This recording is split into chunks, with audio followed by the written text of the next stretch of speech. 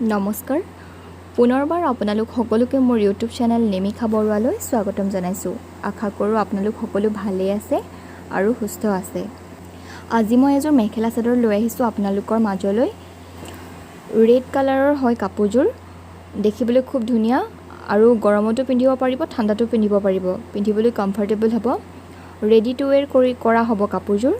দহি কৰি দিয়া হ'ব ৰেড কালাৰৰ, অলপ ডাঙৰকৈ দহিটো কৰি দিয়া হ'ব।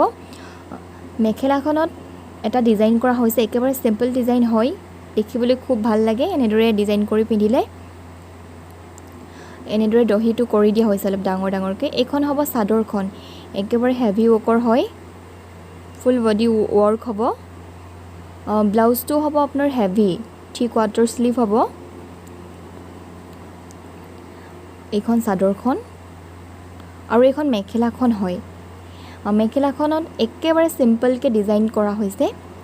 ৰেড থাকিব, মাজত ৰেড হোৱাইট, মাজত হোৱাইট থাকিব, তাৰপিছত আকৌ ৰেড থাকিব ডিজাইনটো। এইটো হয় ডিজাইনটো, আপোনালোকে এবাৰ ভালদৰে চাই ল'ব পাৰে। যদি আপোনালোকৰ ডিজাইনটো ভাল লাগিছে বা কাপোৰযোৰ ভাল লাগিছে তেনেহ'লে লাইক কৰিব, কমেণ্ট কৰিব আৰু শ্বেয়াৰ কৰিব। আৰু যদি কোনোবাই ল'বলৈ বিচাৰে তেতিয়াহ'লে মোৰ লগত আপোনালোকে কণ্টেক্ট কৰিব পাৰে। মই ডেছক্ৰিপশ্যনত মোৰ হোৱাটছএপ নাম্বাৰটো দি দিম, তাত আপোনালোকে ফটোখন পঠাই মোক প্ৰাইজৰ এনকুৱাৰী কৰিব পাৰিব। আজিলৈ ইয়াতে সামৰিছোঁ। পুনৰবাৰ নতুন এটা ভিডিঅ' আৰু নতুন এটা ডিজাইনৰ সৈতে আপোনালোকক লগ পোৱাৰ আশা থাকিল। শুভৰাত্ৰি।